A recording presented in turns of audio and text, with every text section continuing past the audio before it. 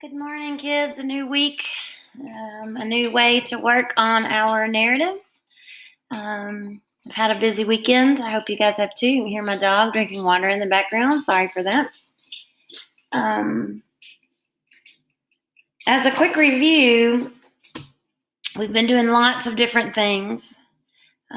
You all worked last week on creating some different leads, redrafting, and that kind of thing.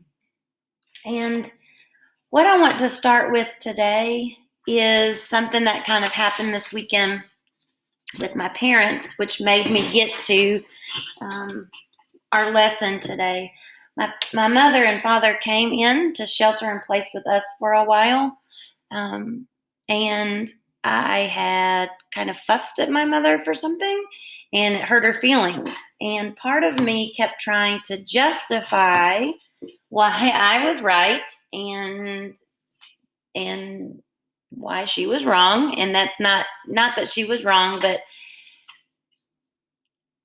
it hit me that kind of way that I was, instead of just owning the fact that I had perhaps done something that was not that great, I needed to rethink my thinking. And so as I'm looking at my mother the morning that she's leaving, it comes to me about my story with Cowboy and why I'm having so much trouble with it. And really, what I had wanted with my story was to just make it very funny. I wanted a good, funny story, something that when you read it, you might laugh about. But really, when I started thinking about it and just, having my mother there made me realize that my story really is not just about a funny story of trying to find my dog during social distancing times. What really it was is I felt guilty and irresponsible about him getting out. And by the end, I'm trying to justify to myself and others him being out and alone. So the lesson I want to show you guys today or talk to you about is just that I want you to step back from your draft and really think about what your story is about. And one way to do that is to get back into the emotions, the feelings that you have when all of this, when whatever moment that you believe is significant, whether it's the most boring moment in the universe or not, you want to think about how that might play out in your story. So if you guys remember, and for some reason I only have my marker right here, and I don't want to get up and get you something new, but we did an external, internal timeline before.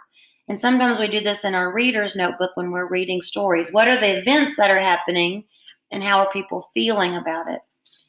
So if I start with my feelings about having Cowboy here, well, at first I really was excited. And why was I excited? Well, it's a new project. Cowboy was a new project for me. I was going to make him love us. I was going to get him to be a great dog to get adopted out. Then when he escaped, the first time, which is what the beginning I had worked on was about, I felt irresponsible. And you guys know, none of us like to feel bad about things, but I felt irresponsible with not taking precautions. Right? Which, led to, especially after days and days of searching, then I started to feel very guilty. For not only not taking precautions, but just not being able to search for him well or find him, or even if I'd spotted him, which I had a couple times, there's no way I was going to catch him. And because I had been irresponsible, this is on me. But, by the end, I'm trying to justify to others how my behavior wasn't so bad, how what happened isn't so bad.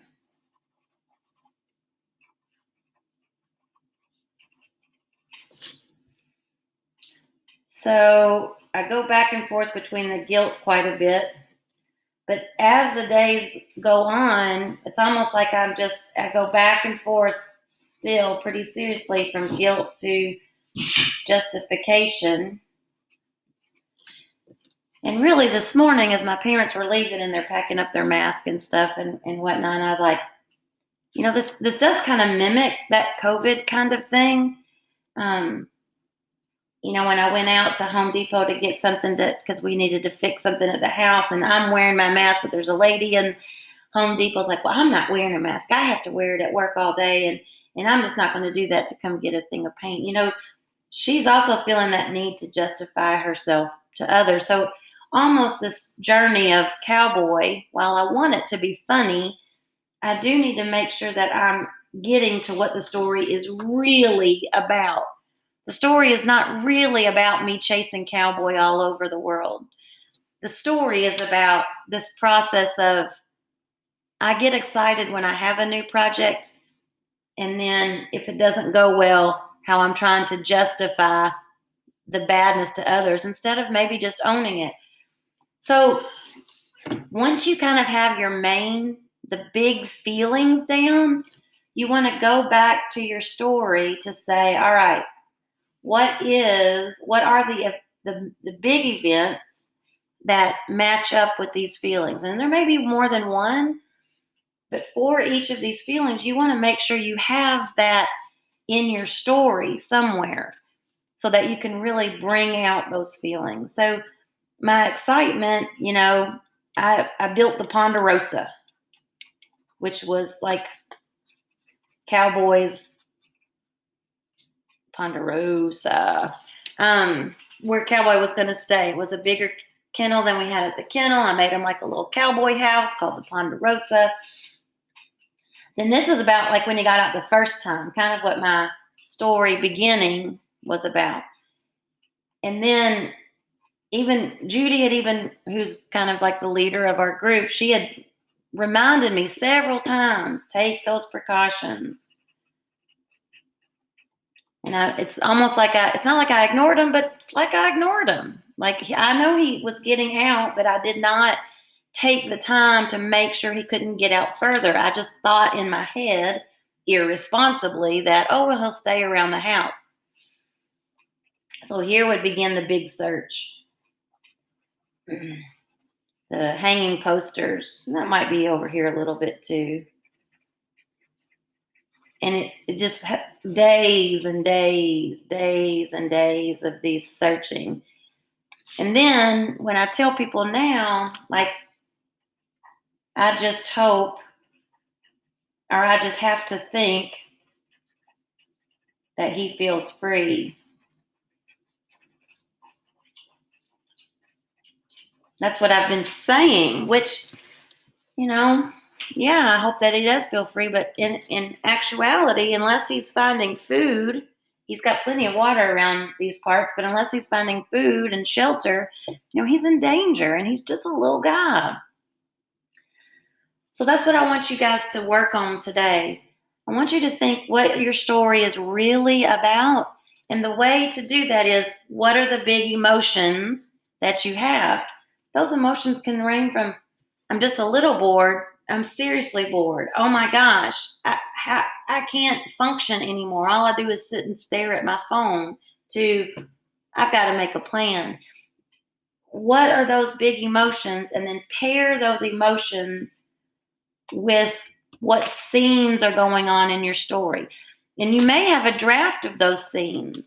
Right now, I've only got kind of this scene here and some allusions to this. I hadn't really gotten to this part or this part.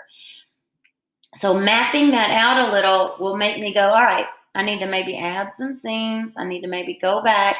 But for now, I want to make sure that in the scenes I do have, what I do have written, that I'm conveying these emotions.